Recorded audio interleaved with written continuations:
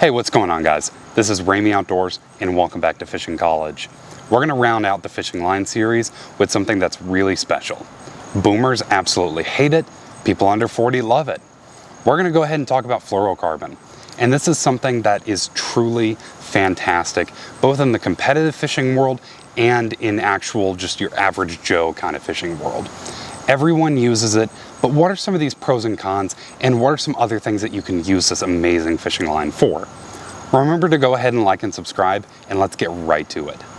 So let's go ahead and get into some of these pros with fluorocarbon.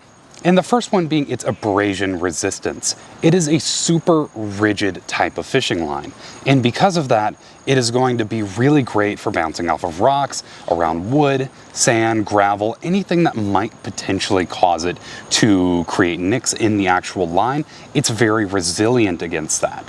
However, it is a very rigid line, and that is going to kind of come and bite it in other types of factors that we will get into a little bit later in the video. But that's going to be your first big pro when it comes to fluorocarbon, is its abrasion resistance. Kind of the second pro that I really want to bring to light, and this is actually something that a lot of fishermen actually use fluorocarbon for, is this particular purpose, is the fact that it is very low visibility. And what I mean by this, it is a smaller diameter than monofilament, and also the actual filament that is used to create fluorocarbon is very hard to see in different water environments. And some people might even call it invisible in certain instances. So what a lot of people will end up doing is that they will go from a braided main line like I do right now, all the way down to a fluorocarbon leader. So I have about 2 feet of fluorocarbon leader so that I can get different advantages from my braid, but I can still get that invisibility factor from the fluorocarbon. Some people will use fluorocarbon for whenever they're using Ned rigs, for whenever they're using deep diving crankbaits, just so these line-shy fish aren't getting spooked by the fishing line. And they also don't become very wary. For example, trout become very wary around fishing line. Certain bass in certain pressured environments become very wary around fishing line. And so using fluorocarbon can be something that's really great for limiting that. Whenever you're talking about fishing line, stretch is always going to come up. Whether or not this is a lot of stretch like with monofilament, or if there's only no stretch or even just a little bit of stretch with braid. I'm hesitant to say that braid is zero stretch because everything technically stretches a little bit, but braid doesn't really stretch that much. So that's why I'm saying it's no stretch. But fluorocarbon does stretch. But the amount of stretch is relatively limited, which makes it absolutely wonderful for very strong hook sets that can actually pull fish out of vegetation and around heavy cover, but it keeps you from pulling too hard and potentially bending out hooks or potentially ripping a hook out of a fish's mouth, which can be a little bit of a problem for some people, especially beginner anglers or people who are fishing with treble hooks. And trust me, even I have a problem with this sometimes. I really get a heavy fluke bite. I'm using a finesse EWG, and I just absolutely lay into that hook and potentially straighten out that EWG and lose a really great fish. Trust me, I've done it. My buddies have done it. I even know some MLF fishermen who have done it. They get really excited and they just lay the hammer into that hook and it bends straight out, especially if they're using braid. But fluorocarbon can really help limit the amount of pressure that you're putting onto those hooks.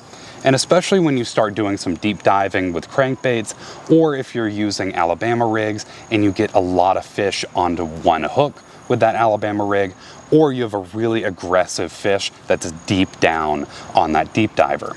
It can be a little bit of a problem where you might apply too much pressure and lose a fish. So fluorocarbon can be a really great middle ground for getting a good strong hook set, but keeping you from applying too much pressure and potentially losing that fish. Another pro, and I'm kind of hesitant to kind of put this in the pros because you'll understand here in a second. It doesn't absorb water, so it is technically water resistant. And this is really only a problem with braided line. Because braid is porous, it can really absorb a lot of that water and potentially waterlog it. But that's not really a problem with fluorocarbon or monofilament. So like I said, I'm hesitant to put this as a pro, but I'm just going ahead and including it in there just because it's a neat little fact of fluorocarbon and monofilament. They don't hold water.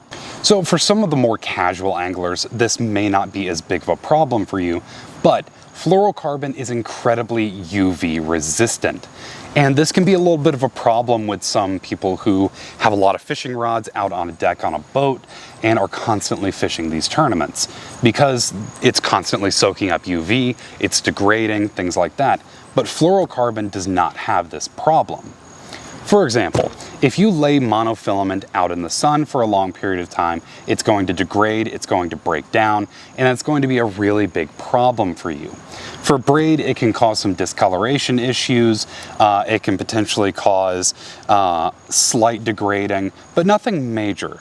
But fluorocarbon has a very high resistance to this.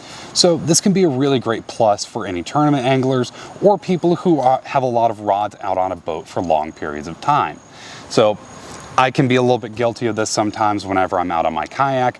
I don't put rod sleeves over my line and my reels, and so that line is just going to be baking in the sun, which can be a little bit of a problem from time to time.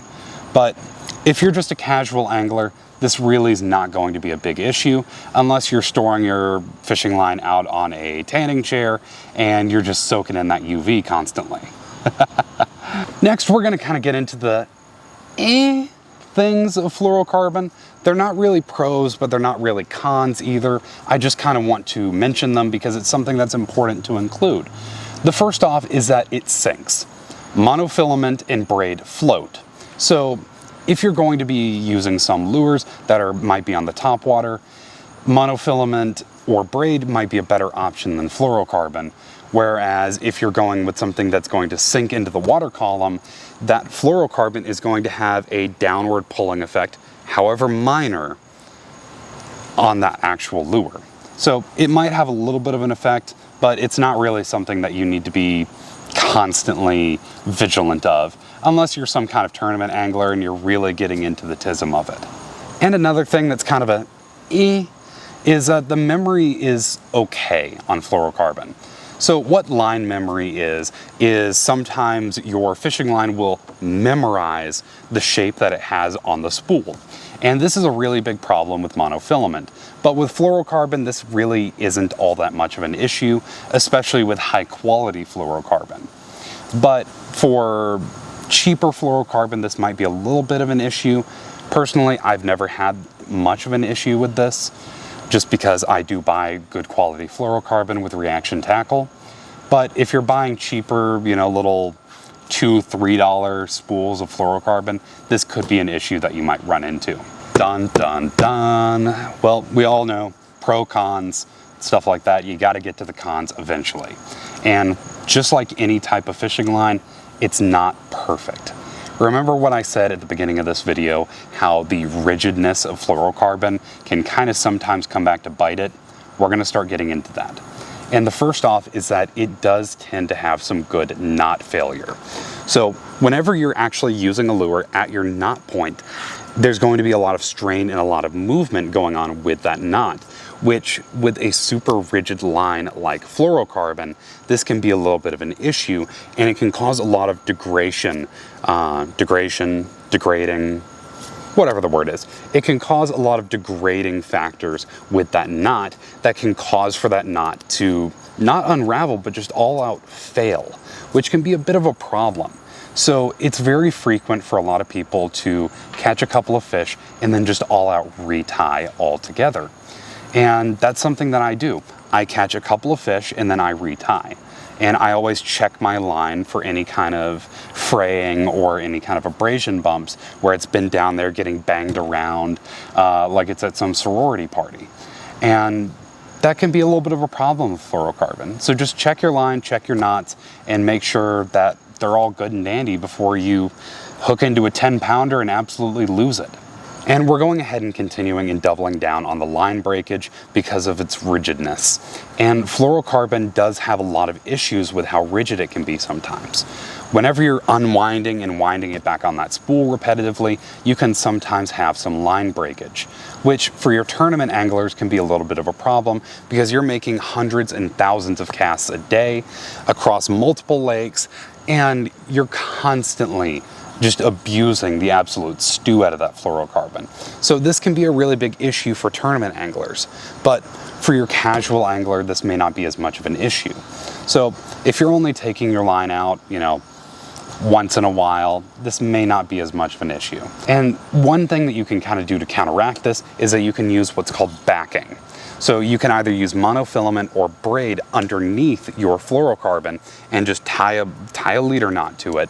Let's say that you have 100 yards of spool.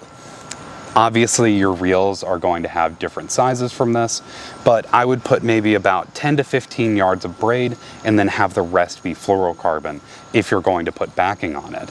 That's just kind of an example, but it varies from reel to reel, and it also varies from what size, the pound test, stuff like that. It can vary a little bit. So take that a little bit with a grain of salt, and for some people it may not help. It helps me personally, but again, it may not help some people. And your last big con, and again, this kind of comes back to bite it with the rigidness of fluorocarbon, is the fact that it can be prone to just flat out snapping because it has relatively poor shock resistance. And I don't want to necessarily say poor, but it's not as great as necessarily braid or quite as good as monofilament because monofilament has a lot of stretch to it. The reason that fluorocarbon kind of suffers in this category is because it does have some stretch, but it is a super rigid line. And so if you all of a sudden hook into a big fish that's just sweeping across on it and you load your rod with cranked down drag, your line is probably going to snap. So making sure that you're using a reel with a good drag setting that's appropriate for what you're doing and the pound test that you're using, and also using a rod with a good parabolic curve that's allowed to load is very important whenever you're using fluorocarbon. For example, if I was using an extra heavy rod with my drag cranked all the way down, but I was using 6-pound test fluorocarbon, I'm gonna snap every single time. There's no ability for that line to properly load before it gets all of its force put into it. I want to make sure that I'm properly using drag and I'm allowing for that line to gradually load.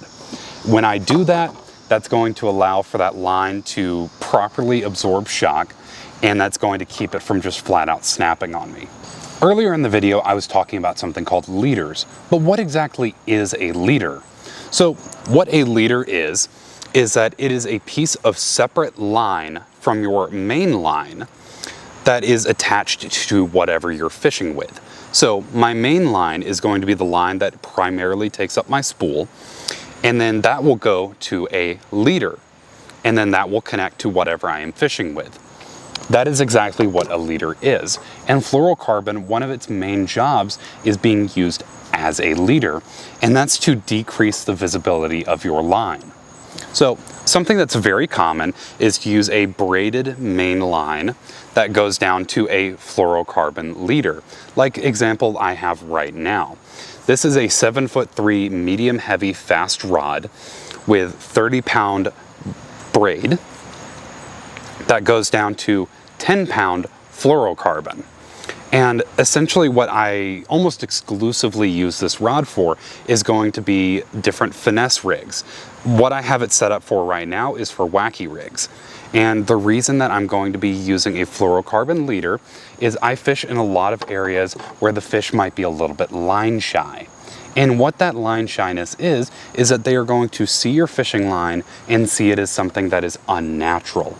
And so they might get a little bit wary about it, and they might even get a little bit spooked. So that is why I have that fluorocarbon leader. That fluorocarbon leader is going to limit the amount of visibility that my line is going to have for the fish, which is definitely going to decrease the wariness of that fish. But why shouldn't I just run straight fluorocarbon? What's the reason? Well, Braid is incredibly sensitive because it is interwoven fibers. It's going to, any kind of shock or anything like that, like a bite, is going to transmit up this braid very easily, comparative to fluorocarbon, which has really good sensitivity, but not great sensitivity. So I'm going to keep that braid for its conductive and sensitivity properties, but also because braid has a very incredibly limited amount of stretch, basically none.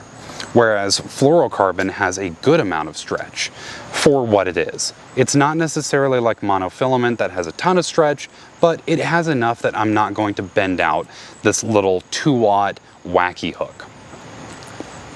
So in conjunction, I'm going to get the high visibility of the braid so I can see if my line is moving or not, get the sensitivity of the braid, but I'm also going to get the limited visibility of the fluorocarbon and also the invisibility of the fluorocarbon, as well as that very limited amount of stretch to where I don't bend out those hooks. So kind of some big take-home points here is the fact that braid and fluorocarbon are pretty much like this. They are tied together very frequently. And so understanding how to tie braid to fluorocarbon is a skill that I definitely will be making some videos on relatively soon. But if you want to do some of your own research as of right now, the double uni knot or the double surgeon's knot are going to be two really amazing knots that I would look into. If you really want a challenge, you can try the FG knot, but it's a very difficult knot that even a lot of professionals struggle trying. So maybe look more into the double uni knot or into the double surgeon's knot. I mostly use the double surgeon's knot because I'm going into the medical field, and so that's something that I use a lot already. When should you or should you not be using a leader? And that's a question that I get quite often. And I'm going to try and keep it as simple as possible because this is a very complicated question. When you're using a braided maid line and these instances come up, if you're fishing in very clear water or water that is below stained, so if you have a couple of feet of visibility, or if you're using a very finesse type lure that has a very thin hook, or if you're using treble hooks. Those are going to be your very big key points as to when you absolutely should be using a leader. Or if you're going to be in any kind of areas where that extra abrasion resistance might be very beneficial. But otherwise, if you're going to be in super muddy water, or if you're going to be doing a lot of power fishing with structure jigs or chatterbaits or with other lures with very thick gauged hooks, it may not necessarily be beneficial for you to be running a leader, because that leader knot and actually using a leader altogether can definitely be seen as a weak point or a failure point. So understanding when to use one and not to use one can be really beneficial. And kind of another question is, how long should your leader be? Well, technically the longer your leader, the better, but that can come with some caveats. The longer your leader is, the more stress can be put on it as it goes through the eyelets of your fishing rod. So say that your leader ends all the way down at your reel, or it actually goes into your reel. It's going to get stress coming out of your reel through this eyelet, through this eyelet, through this eyelet. Virtually every eyelet that it goes through is going to put stress on it. But if you have a really long leader, that's going to limit any kind of spookness of your line being there towards these fish. It's going to allow for you to retie a lot more easily. So you don't have to retie your leader. You can just snip a little bit off and then retie your lure. It can allow for a lot of, I don't want to say simplicity, but simplicity. It keeps you from having to constantly retie a leader, which can be a little bit of a problem for some people, especially if they don't have very good dexterity, like if they're old or have some injuries, or if they're just not very good at tying knots altogether. That, and also if you are using a longer leader, that's going to allow for a little bit more stretch. Think about it. If you have if you have a piece of line that's about that long and you try and stretch it, it's not going to stretch very much. But if you have a piece of line that's about this long, it's going to stretch a lot more because each individual fiber has more line that it's connected to and can stretch on. But I really hope that helps, and I really do, because fluorocarbon is a wonderful line, but it does come with a lot of caveats. And a lot of people kind of misunderstand it. So many of these fishing influencers and so many of these pro anglers, they're always saying fluorocarbon, fluorocarbon, fluorocarbon, but they don't explain why, and why it can sometimes be a little bit of a hindrance if you're going to be using that fluorocarbon. So hopefully by taking these pros and cons and also understanding leaders a little bit better, you can make a better decision when you're at your tackle store or whenever you're checking out online. Because I get a lot of questions about what kind of line you should be using. So I hope that makes it a little bit easier. And as per usual, have fun catching fish, people. Peace.